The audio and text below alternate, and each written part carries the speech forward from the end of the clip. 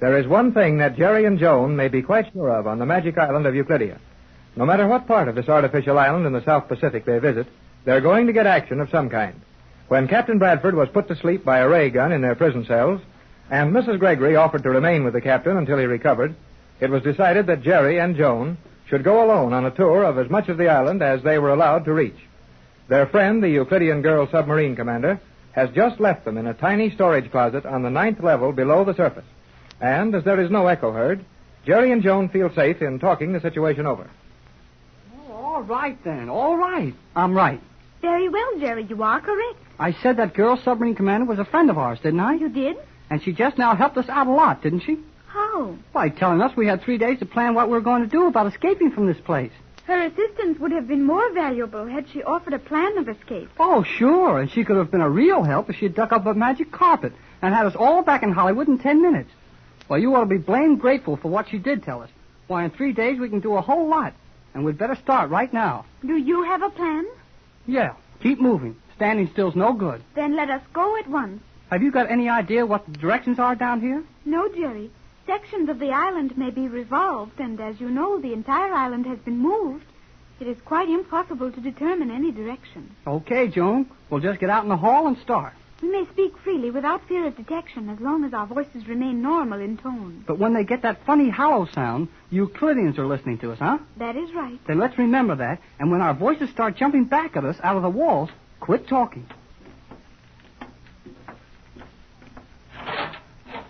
This is not the door through which we entered this room. Huh?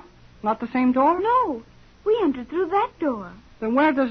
Hey, this room has a door on every wall. There are many rooms with a door in each wall. We must use care in our choice of a corridor through which to continue our search. Yeah, just a little harder than finding a camel in a needle. Every one of these blame halls look just alike, and you know it.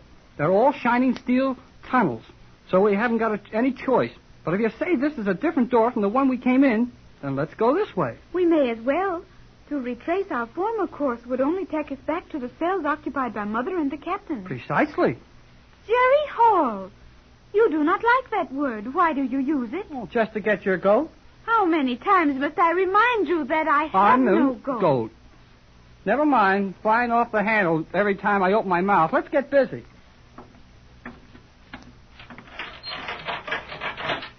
I have no idea where this will lead us. Well, just so we go someplace and learn something. There's so much I don't know about this island that it makes no difference where I start in learning.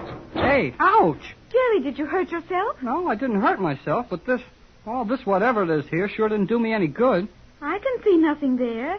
It must be one of the invisible steel doors. Invisible steel? I should have expressed myself differently.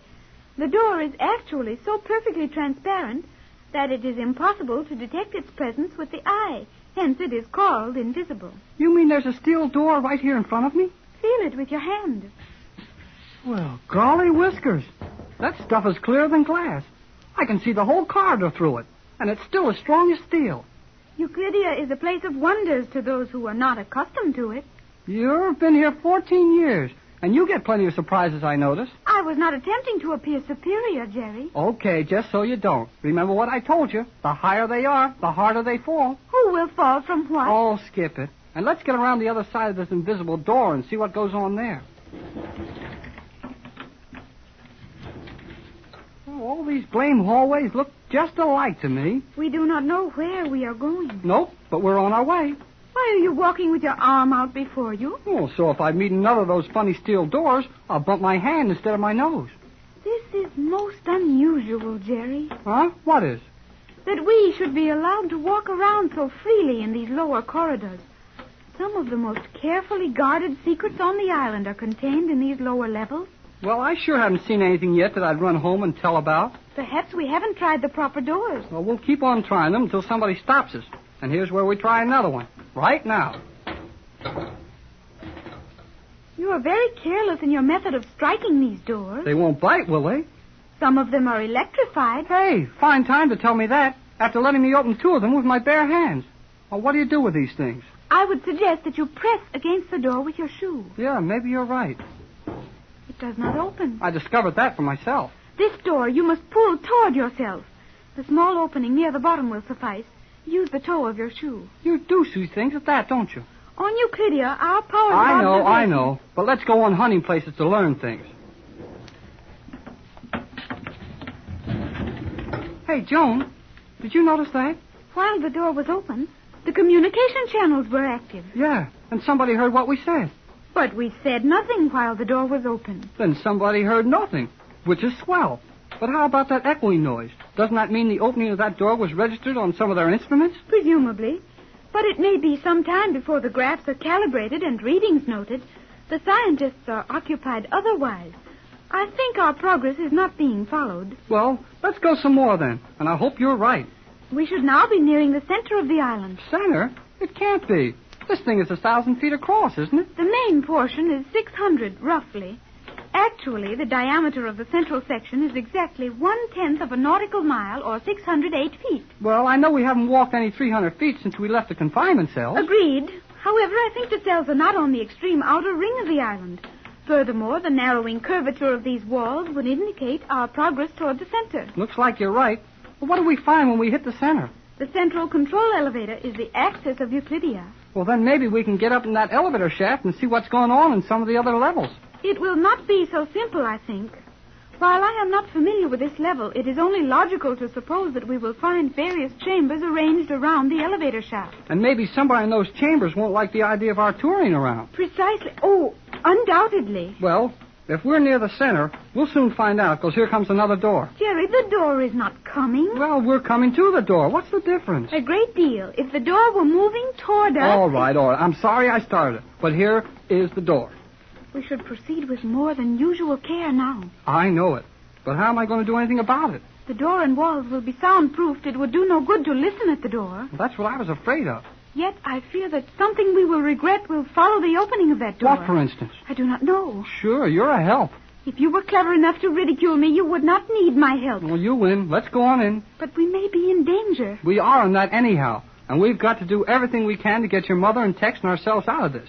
Now, you stand over to one side, and if any ray guns or tricks are waiting to jump out at us, it won't hit both of us, and you can run back to the others. I would not run away and leave you, Jerry. You'd better, but maybe nothing will happen. Here I go. Hey, Joan, look at that. I have not seen him for years. I had forgotten he existed. I think we may safely stand and watch him for a moment. Well, keep your voice down. The old guy will hear you. But he is quite deaf. Deaf? Yes, deaf. You don't mean deaf, do you? I said deaf, and I mean deaf. Totally lacking in the sense of hearing. Oh, I know what deaf means, all right, but I don't see how he could be deaf. You do not know that man, do you, Jerry? Never saw the funny old guy before. Then you are in no position to judge as to whether or not he is deaf. Look, Joan, that old guy is tapping on glasses of water with that little steel rod, isn't he? He is? Well, I've seen him do things like that on the stage, and they were always making noises or playing tunes with those glasses. This old man is doing much the same thing. He is making musical notes. Just what I thought. And he acts like he was pretty busy at it, too. Now watch when he hits that glass and then listens till the last little note of sound is gone. If you can see and understand what he's doing, why must you question his ability to do it? Because if he's deaf, he can't hear what he's doing. And no matter what note he hits or what noises he makes, he wouldn't know anything about it. He is listening to the vibrations. Vibrations? Yes. He has trained his sense of touch to such perfection that he will instantly recognize several thousands of notes of the audible scale. Thousands of notes? What are you talking about? Well, there aren't even hundreds of notes, let alone thousands. On Euclidia, we have developed our sense of hearing far beyond your worldly knowledge, and we easily hear sounds entirely beyond the range of your ears. Sounds to which even your most delicate detection and recording apparatus will not respond. Golly whiskers.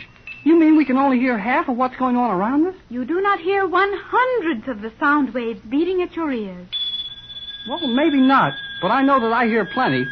Hey, Joan, that note he just struck. I can't stop hearing it. Jerry, are you hearing a musical note? I sure I am. It sounds funny. No, it's not funny. It hurts. It hurts my ear, makes my head ache. Step back and close the door at once. Hurry, Jerry. What for? Do as I tell you at once. Now, do you hear that note? Well, no. Well, I guess I don't. But my head sure feels funny. That was your keystone note. My what? Your keystone note. That note, steadily played or beaten within your hearing, would soon make you deaf or worse. Make me deaf? What about you? I did not hear it. You didn't hear the sound when he hit that glass? I heard the common vibrant note of the accepted musical scale, but the sustained note, the constant sound which continued to beat against your inner ear, that was not keyed to my hearing, hence it did not bother me. You mean that old guy's experimenting with those notes to find out which one bothers people and which ones they keep on hearing until it would drive them crazy? Exactly. Even in your poor scientific world, you have heard of a musical note shattering a glass or even shaking a small building, have you not? Well, sure. When that man's experiments are completed, he will be able to sound a note which will destroy a large building, a bridge or a tunnel. One note, and a battleship will crumple as easily as a piece of paper. Another note, and an airplane high in the air will disintegrate. The note will strike the keynote of the motor.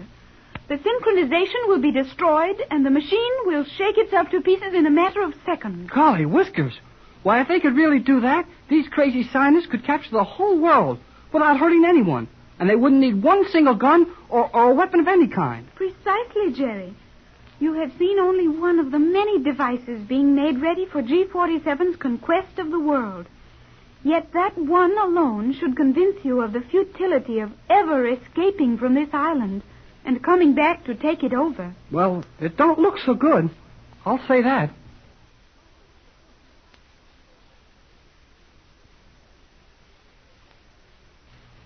What would you do if you heard one single musical note that would destroy the largest building in the world? There wouldn't be much you could do against such a threat as that. And that's the strange Euclidean power which Jerry and Joan have just seen and heard.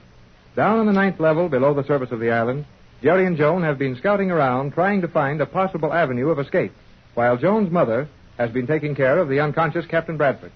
The young couple are just outside the door of a small laboratory where they have seen the actual experiments with the musical notes which are to control the world if the Euclidean plan works out. Jerry and Joan don't seem any too happy about it. Why, golly whiskers, Joan. That's the weirdest thing I ever heard of. It is not entirely pleasant, is it, Jerry? Pleasant? It's got my goat. But, Jerry, you... And don't tell me I haven't got a goat. I have, and it's been got. So you need a lesson in English. I think we will not take time for it now. I know we won't. Let's get on back to Tex and your mother and tell them what we found. You know, if G-47 and the rest of these scientists can chase us around with a noise that's going to make battleships fall to pieces, Tex ought to know it right away. What will Captain Bradford be able to do? Well, I don't know, but we can't ask him here. Come on. But we came that way, Jerry. No, we didn't. This is the way we came. I am sure you are wrong, Jerry. How are you so sure? Do you not remember that I called your attention to the angle of the corridor narrowing as we approached this end? Yeah, I remember that all right. But it gets narrower down this way, too. Oh, yes, so it does. Then you don't know which way we're going. I must admit that I do not. Oh, neither do I. But I've got a hunch it's down this way. We may as well go this way as any other. Now what do we do? Doors. Doors all around us. I know we never passed that many doors all in one bunch. Remember that sections of this island may be rotated. If the corridor we traversed before was north and south, it is quite possibly running east and west now. That's why this blame island makes me tired. Nothing stands still long enough for you to figure it out. Whoever heard of a tunnel running all over the place? Fine thing, that is. Wouldn't some of our railroad engineers back home get a surprise to find their tunnels turned around? Boy, that would be something, wouldn't it? Imagine starting through a tunnel in Canada, Rocky Mountains, and coming out in Mexico. That is ridiculous, beside the problem, none of our concern, and impossible. Oh, you don't like it much? I do not. Then I'll put the tunnel back where it belongs and we'll walk some more. We will soon have to make a choice of doors, Jerry. Well, I like that one over there. It's already open. It was not open a moment ago. Well, it is now. Then someone must be in there. Yeah, maybe you're right. Let's use one we have to open ourselves. It won't seem quite so much like a trap. That looks similar to the door we came through. Okay, if you say so. Let's go. Jerry, do not move. That door is opening also. Yeah, I see it is. This thing is beginning to get spooky. I think we may safely use any of these doors. But even if they keep opening up like this? Yes. I have seen doors like these open on the other levels. They are operated by the sound of our voices directed toward them. I am sure we will find every opening in this chamber guarded by a voice-controlled door. Well, how about telling one of them to go shut again? Gee whiz. Jerry, the door closed when you looked at it and used the word shut. Well, I thought that, too. But that doesn't make sense. How could a door close on a certain word? This is the level on which all sound control devices are put into actual use. I thought that was on the 5th level, near the chemical laboratory. Don't you remember that we found all that soundproof paint up there before we escaped from the island before? Yes, Jerry. That is where the chemicals for sound control are compounded. Paints, oils, gases, and solutions. But on this level, mechanical sounds are developed, such as the musical notes we saw the old man making with the glasses containing water. Okay, if you say so. Let's work it again. Now, I'll look right straight at that door over there. That is the one you tried accidentally before. I would suggest you choose another for this experiment. Well, you know these self-starting doors better than I do. I'll take that one over there. Look right straight at it and tell it to open. Jerry, it is opening. Then you're all wrong. I hadn't told it to. Do not lose your head, Jerry. Remember what G47 told you. There is no magic here. Euclidia is a land of fact. You used the word open when you spoke. Golly. Hey, maybe you're right. Well, I'll try the same door on the word shut. You see? Yeah, I see. It's about all I can stand. Which door do you think we should go through? Oh, that one that stays shut over there. Let's see if we can open it by talking. Hey, there it goes. You used the word open. Well, let's get through it before it changes its mind. We are entering another chamber such as that. We might as well be on a merry-go-round. What is a merry-go-round? Oh, I'm too busy to tell you now, but it goes around and around and you don't get any place. Now, let's see if we have to turn around and talk straight at that door or if it can keep our backs to it. I think the voice must be directed. Well, we'll see. Shut. Go on. Shut. No good. I will try looking directly at the door. Shut. Joan, if we ever get off this island, I'm going to write a book about it. I will help you. Yeah, but first, how about a little help finding those jail cells we were in? I am anxious to see Mother and the captain. Yeah, me too. I'd rather be locked up with them than running around here loose by ourselves. Are you afraid, Jerry? No, but I could be mighty easy. Hey, where did that come from? Another door closed. Well, let's open one. Open. Open. Open. You must direct your voice at the door. I did. Well, I'll try another one. This one right here. Open. Open. Hey, open. That is most unusual. Yeah, it's also not so good. Maybe I can open one by hand. Oh, Jerry, I do not like this. Oh, steady, Joan. It may be all right. I'll try another one.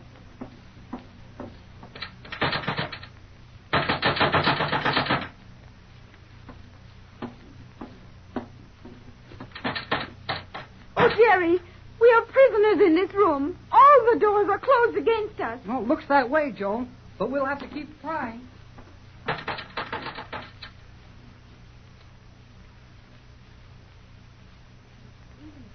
Where they were, I would still feel that they'd been gone far too long. After all, they're only youngsters, Tex, and we're responsible for them. I know that, Pat, and I can understand how you feel, but the question is, would we be helping them by starting out to look for And them? how could we be doing anything else? We haven't the least idea where they are, or where we are. And if we go out looking for them and miss them, what are they going to think when we aren't here when they get back? Yes, I suppose you're right, Tex. But you're not able to start out walking just after recovering from that sleep-producing ray?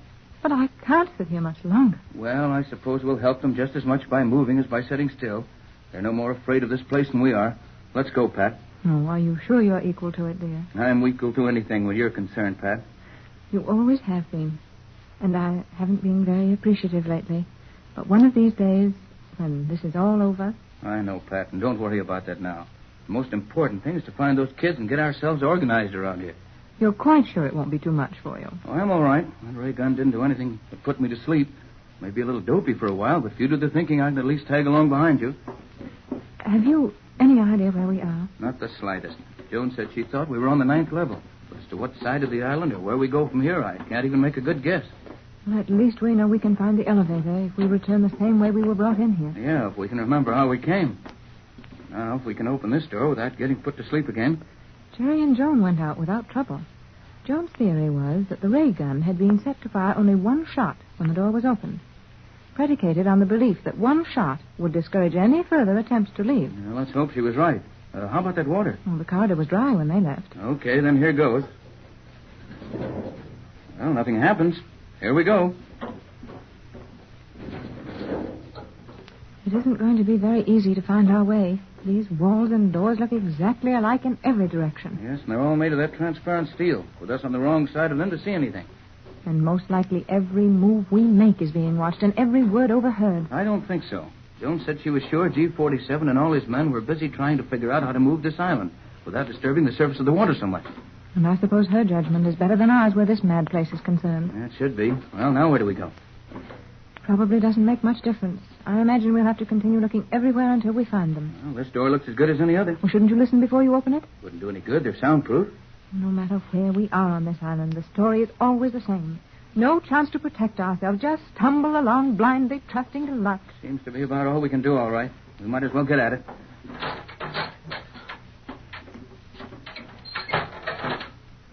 Now we are in a quandary. We sure are. A six-sided room with 6 doors leading out of it. Well, we can't say we didn't have any choice here. Let's just take the first one and see what happens. Whatever you say, Pat. No good. That one won't open. Then there must be something in there we're not supposed to see. And we won't see it. Well, I'll try the next one. It looks as if we've located a series of rooms which must contain something very valuable. They sure keep it a secret, whatever it is. Well, now let's see. We came in that door. We've tried these 2. That leaves 3 over there. Suppose you take one of them, Pat. That'll save time. All right. I can't move this one, sir. Same trouble over here. Well, that leaves only one. Oh, I wonder if we should try this last door. Why not? Oh, I'm beginning to feel terribly nervous, Tex. We've been left alone so long that it just doesn't seem reasonable. After all, we are prisoners here, and G-47 must know we'll be making every effort to escape. Yes, he's also got a pretty good idea that we're not going to get very far with our efforts. Might as well get it over with, Pat. We're prisoners, as you say. We wouldn't be in any worse fix if we had company, even the company of our captors. Here goes. Well, we'll just have to go out the way we came, and we've only wasted our time in this room. Right, let's get out of here. Tex, we're locked in here. No, we're not. These doors all look alike. Must have been another one we used. Yeah, this will be the one. I remember now. We went all the way around the room. That's funny. I know it was one of these 2 doors. Wait, what is this one? Now, don't get excited, Pat. We'll find the right door in just a minute. Oh, I'm not so sure, Tex. We've tried them all. We're locked in, Tex, and we can't get out.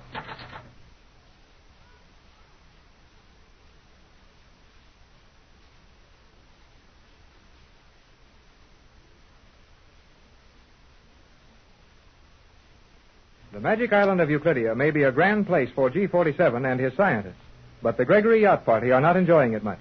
When Mrs. Patricia Gregory, with Captain Tex Bradford and young Jerry Hall, sailed from Los Angeles in search of Joan Gregory, Mrs. Gregory's long-lost daughter, they had many thrilling adventures and once made their escape from the scientists on Euclidia.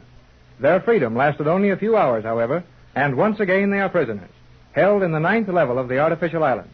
Jerry and Joan have gone on a tour of that level, looking for some means of escape, and Patricia and Tex have followed them. Now, both searching parties are apparently hopelessly lost.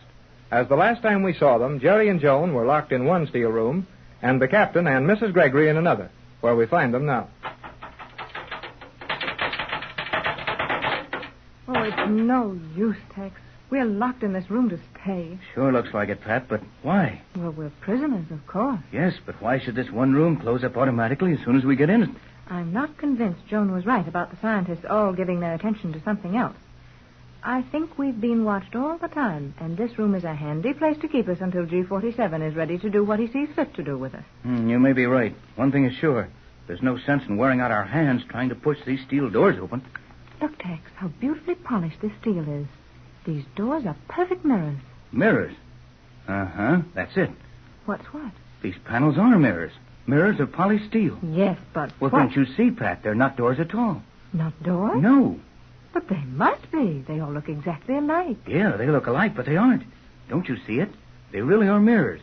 And with the exception of one panel, which is actually a door, the rest of them are only reflections. Then we've been pounding on sections of the wall? Sure we have. We got excited and lost our heads for a minute. Now all we have to do is to go slow. Try each of these doors, or rather panels, until we find the one that's a real door, and we can open it just as easy as we did when we came in. It's worth trying, at least. Yes, and we'll take no chances on getting mixed up this time. I've got a heavy black pencil here.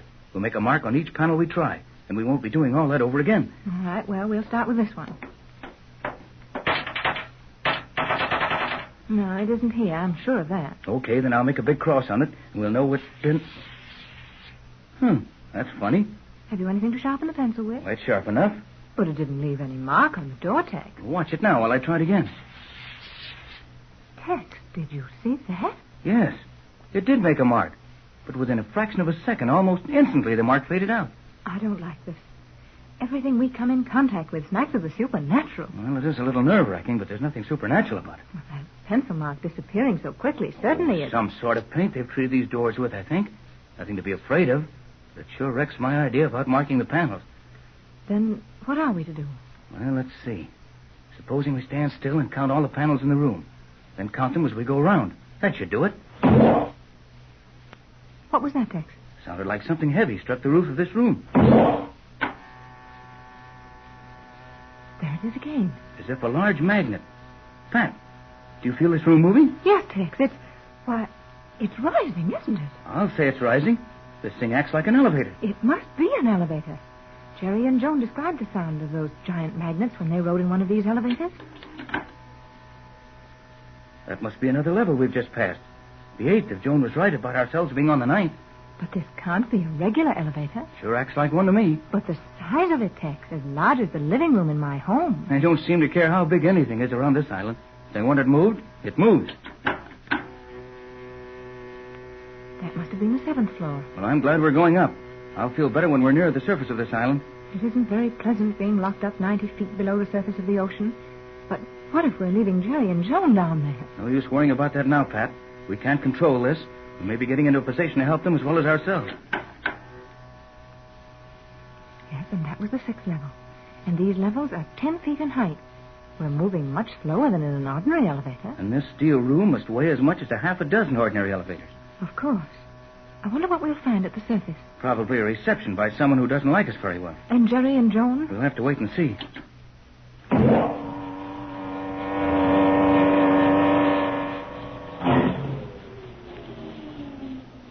That was the 5th floor. You mean this is the 5th floor? We're still here. Why, so we are. We've stopped moving. This must be as far as we're going. Look, Pat. That door is opening. Then we did try the right one. Opens easy enough when you know how. But who's opening it, Tex? No one. That whole ride of ours was automatically controlled, I believe. Something tells me we ought to get out of this elevator while we have a chance. We might decide to go down again. Very well, Tex, if you think it's wise. I think it's just as wise to get out here as it is to allow ourselves to be taken down to that 9th floor again. We didn't get out any too soon. Looks that way.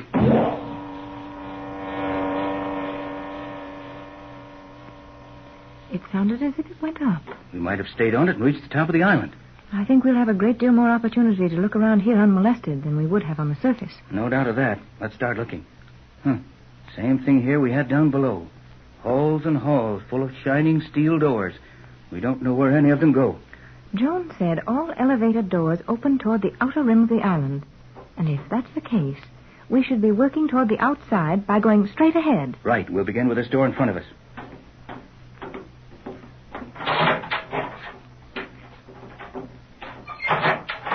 Well, we got that far anyway. What now? Well, I'd say straight ahead again, Tex. You're guessing all right so far. Come on, let's go.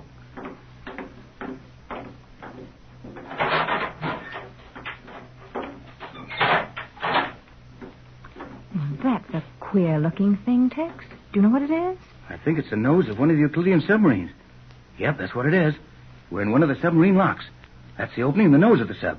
Well, there doesn't seem to be anyone around. Would it be safe to look into the submarine? Why not? They might as well find us looking at that as at anything else on this island.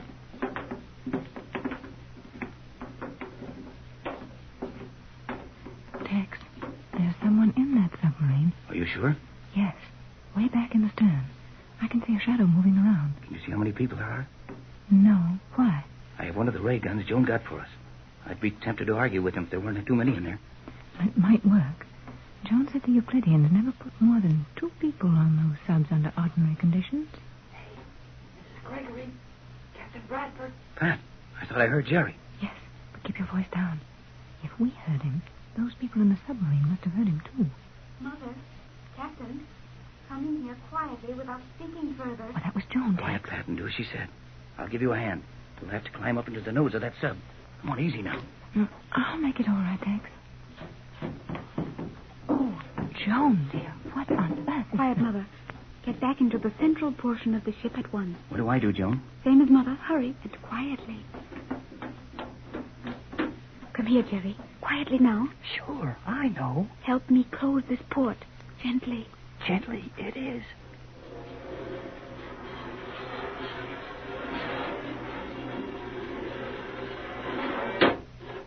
Now lock that breech. Gotcha.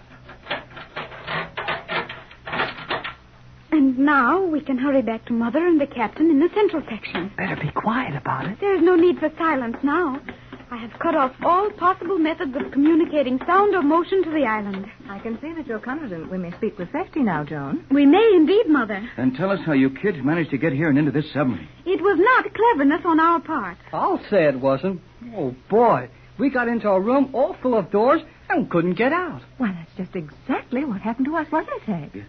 And the room then rose to this level. And we found out we were in an elevator all the time. That's exactly what we went through. Yes.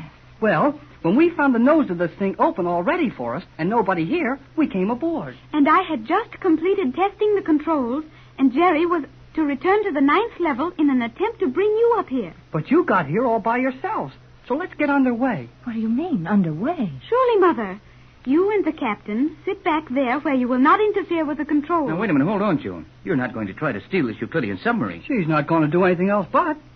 Oh, dear. Do you know how to operate it? Are you sure, Joan? I believe so. I have watched the commander operate the ship many times. Well, you've sure got your nerve, Joan. But if you'll steal it and think you can run it, we'll ride with you, won't we, Pat? I should say we will. Ready, Joan? One moment, Jerry. That lever will release the mechanism which reverses the nose from that submarine lock. When I signal you, pull the lever well back. Okay, kid. I'm ready. Then pull.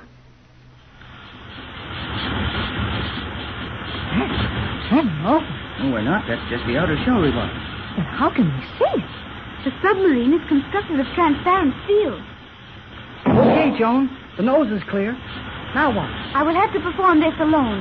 To turn around will create too great a disturbance on Euclidia. I must run with reverse jets for a few miles. Let her go.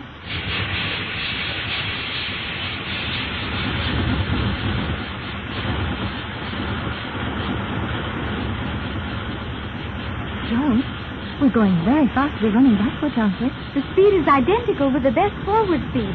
These submarines are reversible. We will soon attain the maximum speed of 48 knots. 48 knots?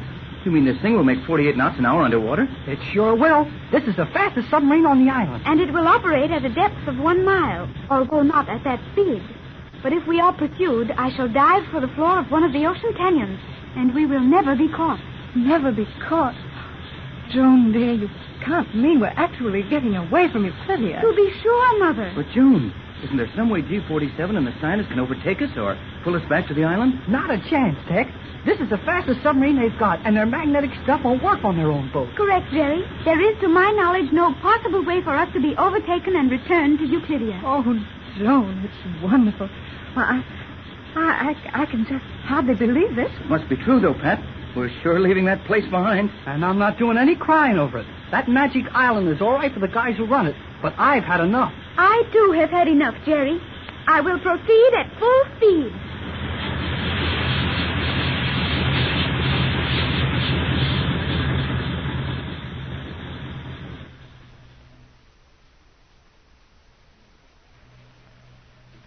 There's nothing any finer than a taste of freedom after being shut up against your will. The Gregory party is now enjoying their second bit of freedom since landing at Euclidia, the magic island. When Jerry and Joan set out to do a little detective work in the lower levels of the island, they were only hoping, and rather faintly hoping at that they might possibly discover some weak link in the Euclideans' plans to keep them prisoners. They had more good luck than anyone expected, and found one of the fast submarines with no one guarding it.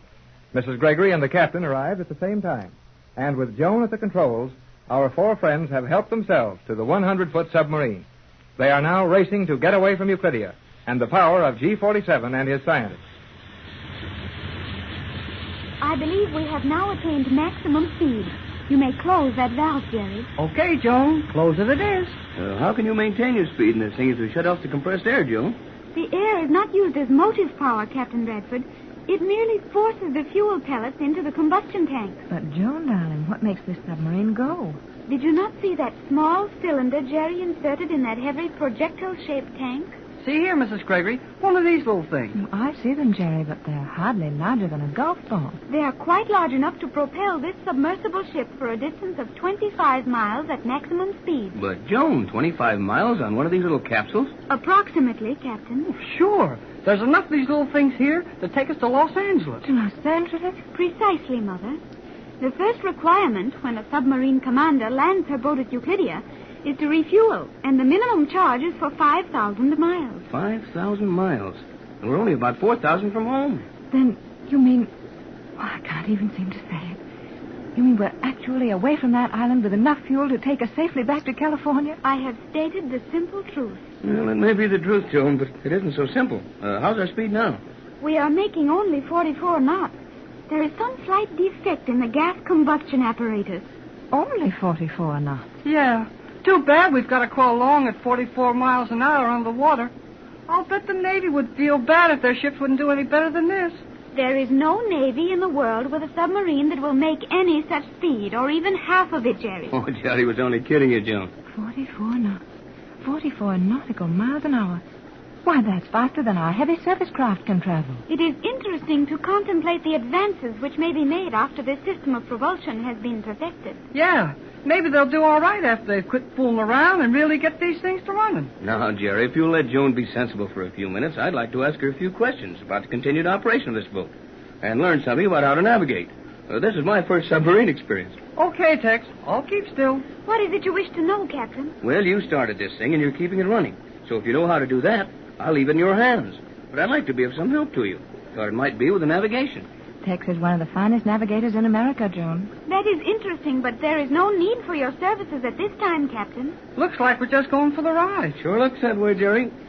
I believe we are now sufficiently removed from Euclidia that we may, with safety, reverse the craft. Reverse? You mean we've been going backward all this time? At 44 knots? To be sure. I explained that when we left the island. Don't you remember Joan saying that she didn't dare turn the sub around for fear it would make it such a fuss in the water that the Euclideans might get wise? Yes, I remember. But in the excitement of getting away, I'd forgotten it. And we've been running full speed astern for the last 10 minutes? Precisely. I don't see why we can't feel that, Joan. I can't ride backwards in the train without feeling it. On the train, you know you are riding backward, do you not? Well, sure. But what? I will give you the same sensation here if you desire it. You'll give us a sensation?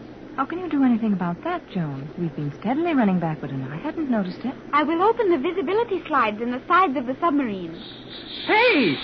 Don't let that water in! The water will not come through that transparent steel, and you should know that, Jerry. Yeah, I did see it before. How wonderfully clear those openings are. Everything in the water is as plain as day. Yeah, now you can tell you're going backward all right.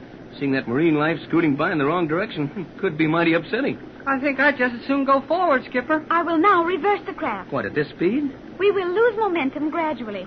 I will cut off the power and run in a wide arc. How could this thing be so noiseless all at once, Joan? We're still rushing through the water. Why don't we hear the water as we did before? You did not at any time hear the rush of water around the ship, Captain Bradford. You heard the water passing through the power channels. That steel is not noiseless, as it is much more simple to check your power if you can hear it. But the rest of this boat is made of noiseless steel. Yes, Mother.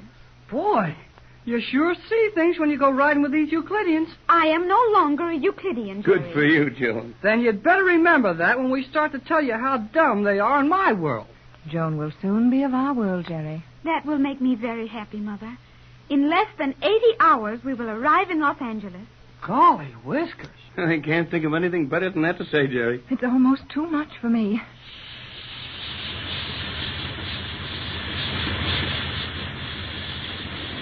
Hey, you sure take off fast. We are in a hurry, are we not? We're in a hurry to get away from Euclidia, yes. But, Joan, is this submarine safe at such speeds? Euclidean machinery is nearly perfect. Speed has no effect on this craft. Well, it sure has some effect on me. Are we doing full speed already? The maximum will be attained in a few more seconds, Captain. One thing nice about these things, they sure make up their minds plenty fast. Joan, I don't mean to worry you with a lot of childish questions, but I'm interested in navigation. Now, how do you know where we're going? Just what I'd like to know. These steel slides on the side of the ship are fine, but I can't see where they'd be any help in navigating. Show them the gadgets, Joan. Gadget? Sure, the dingus. Thingamajig you navigate with.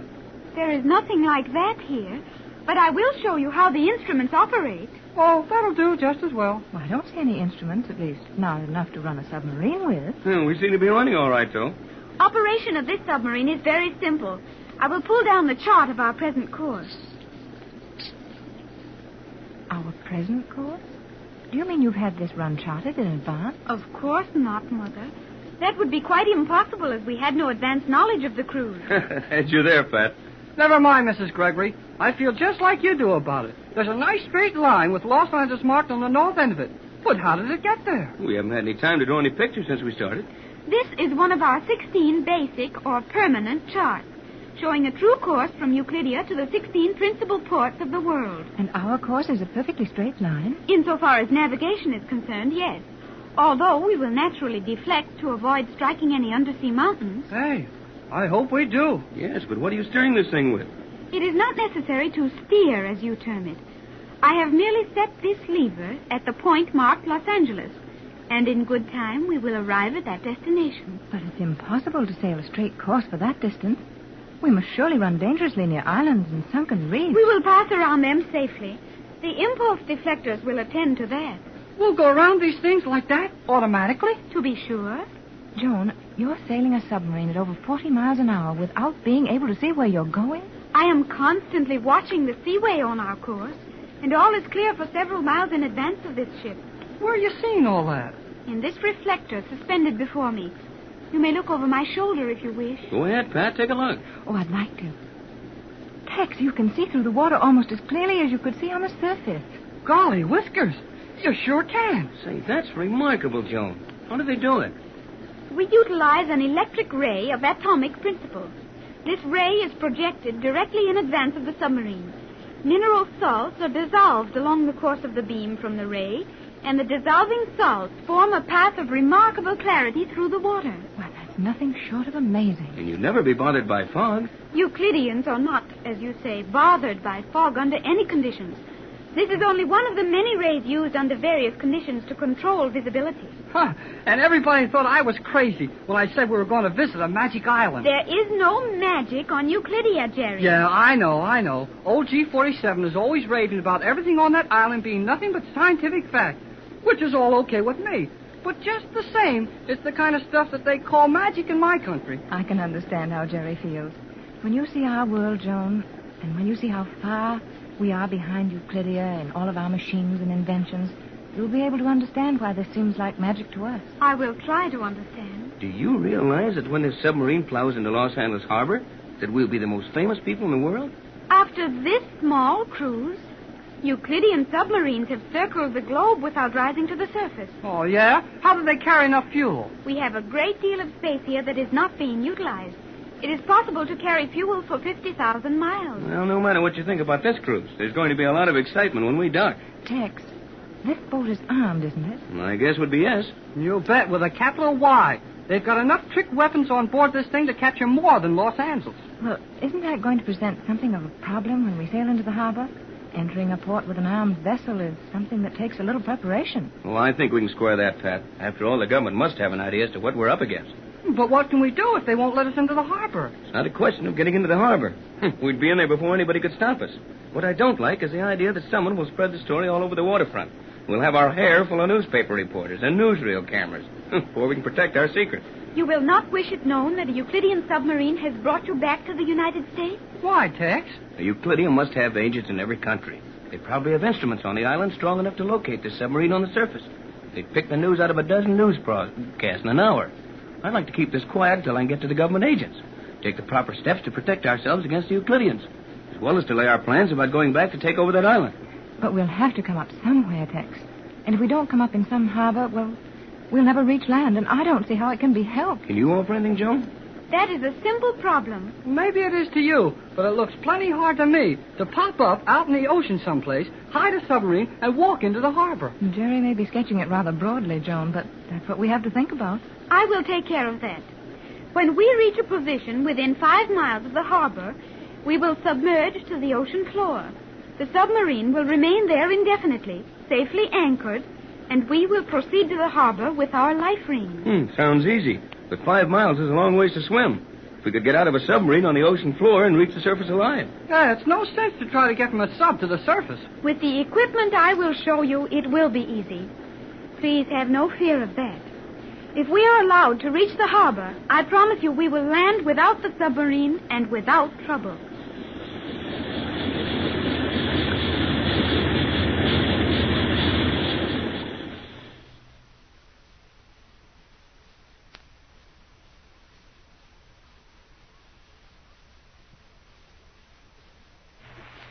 Down in the South Pacific Ocean, a submarine is racing madly for the United States.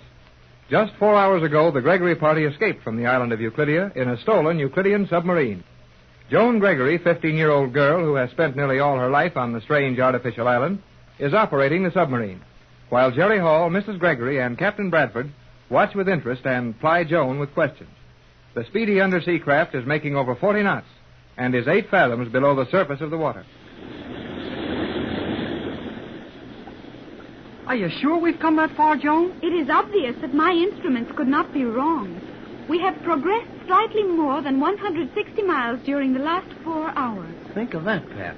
4 hours, 160 miles, and under 8 fathoms of water. I am thinking of it, Tex, but there's so much to think of that I'm not able to grasp it all. Golly, I'm not doing any better, Mrs. Gregory. But it's mighty swell to know we've left that crazy island behind us, and that nothing can stop us now. Oh, how I hope that's true. Well, of course it is, Patricia. You've been worried so long and seen your plans so badly treated that you're afraid to believe in good luck when it does come along. Indications point toward a fair possibility of achievement of our goal. We have many miles to traverse, however, and Euclidia is not to be forgotten. Well, I'm going to forget it just as soon as I can. Joan, you're not sure that we're safely away from that island, are you? No one who appreciates the ability of G-47 is ever sure of anything in which he might take an interest. Yes, and he might take plenty of interest in our escape. I'll say he will. It will avail us nothing to anticipate trouble. We must now eat something. Huh? Eat? By Jove, Joan, we forgot to provision the boat. We had no time, even if we had remembered it. The submarine is fully provisioned. Oh, with what? Food. You sure keep it hid. Yes, I can't see any space in here large enough to contain any amount of food. And we've a long way to go to California. The Euclideans are as exacting regarding food as they are in their provision for sufficient fuel. We are amply provisioned for a cruise of this length and more. Well, come on, break out the grub. What?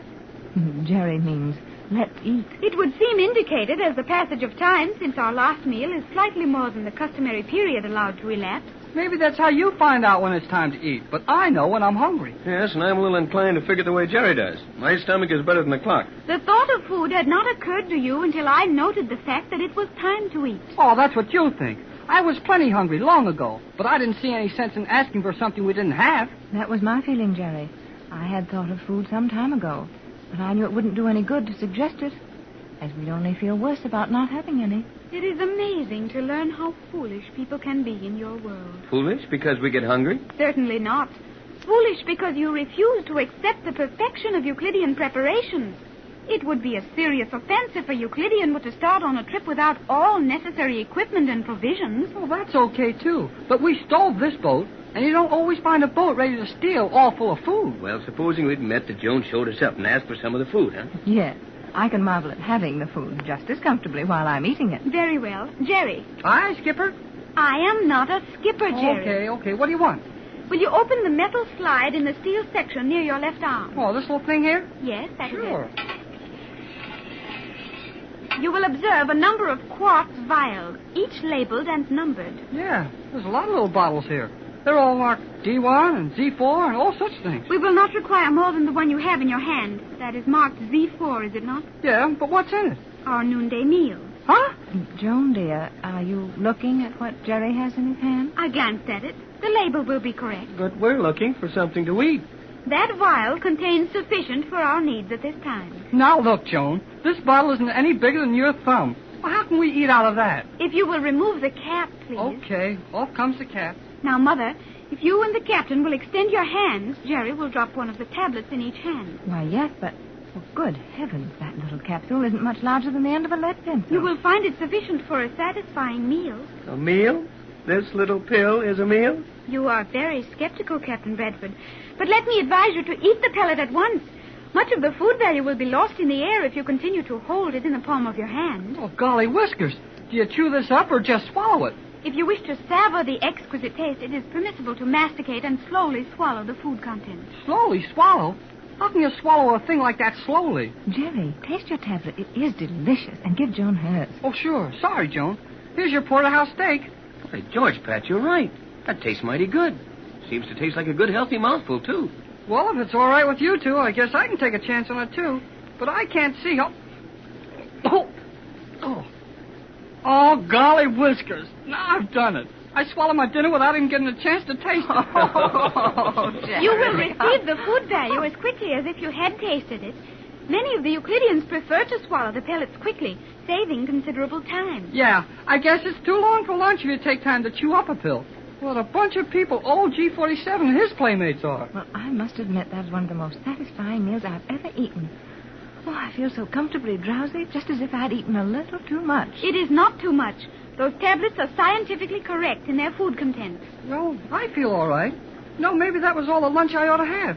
But it's a funny way to get it. I'll tell you a funny one than that. I'll bet no one else has noticed it. What's that, Tex? Well, I'm not thirsty. None of you have asked for a drink of water. Why, you're right. It's been hours since we had any water, and I never felt the need of it. The need for water is partly provided for in the tablets. But in such concentrated form, it is impossible to secrete sufficient normal moisture to serve for a longer time. I had given it no thought and have no water prepared. But in a few moments you will be supplied. Prepared? Water? How? Now, Joan, don't tell me you've got some concentrated water in a fountain pen. Naturally not. You should know, Captain Bradford, that when water is condensed sufficiently to compress it for such use as this, it is no longer water. Even the Euclideans have failed to compress water appreciably and then return it to its natural state. Well, it's almost a relief to hear that you admit that those scientists have failed at something. Their continued perfection with everything they attempt is bewildering and terrifying. Where do you turn on the hydrant? Turn on the hydrant? Sure, open the faucet, start the pump, make the fountain bubble. Oh, when do we get a drink? If you will allow me a few seconds to refuel, I will show you. Go right ahead, Joan. And all this is real? A submarine that takes but a few seconds to refuel? Well, maybe we can do something about that. Seems like a waste of time to me. You think I do it too slowly? Now, don't let Jerry kid you, Joan. Go to it. And if you don't mind, I'd like to watch you closely. Have you explain the refueling process as you go along. It's always happened too fast for me. It is very difficult to demonstrate for that reason. However, there is enough fuel in the first chamber to allow me a few seconds for explanation in advance of the actual operation. May we all watch, dear? Certainly, Mother, although there is little to see. As you will note, that heavy cylinder of transparent steel contains several hundred small cubes of a grayish mineral substance. That substance is a highly condensed, compressed, and dehydrated gas. When the gas cubes are mixed with ordinary salt water, spontaneous combustion expands the whole at a terrific rate, and this force is allowed to escape through two jets in the stern. So far, so good. But how do you get those cubes of dry gas down into that lower combustion chamber? Watch closely now. I move this lever, so. And that action closes a valve in the upper end of the chamber. Now I move this lever and release one of the cubes, allowing it to drop through the valve and then quickly close the valve, restricting the chemical action to the lower chamber. Follow this closely now.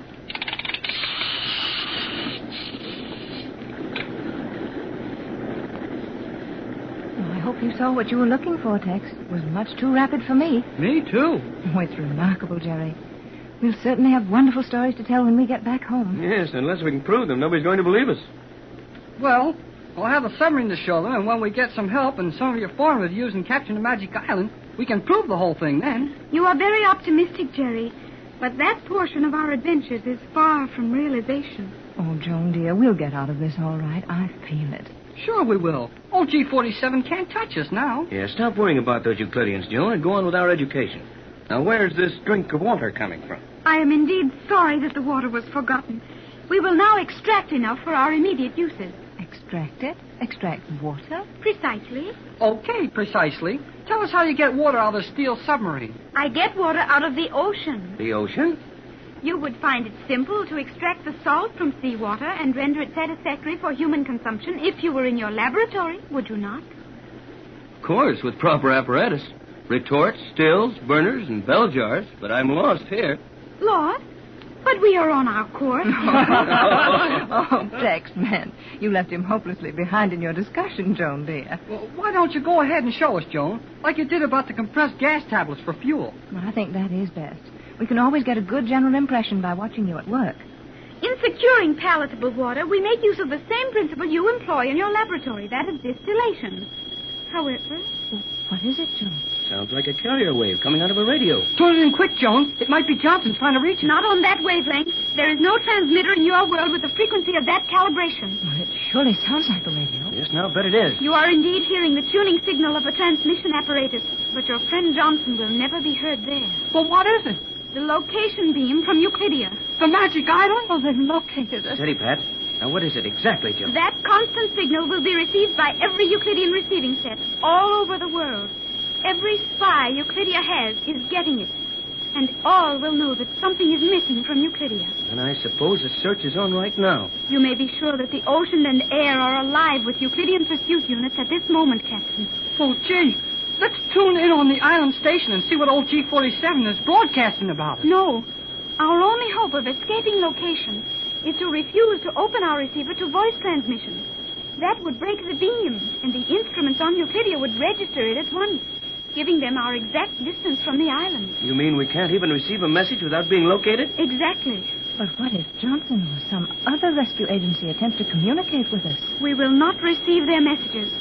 Our only hope now is to remain lost in the depths of the sea. Lost to Euclidia and lost to the world.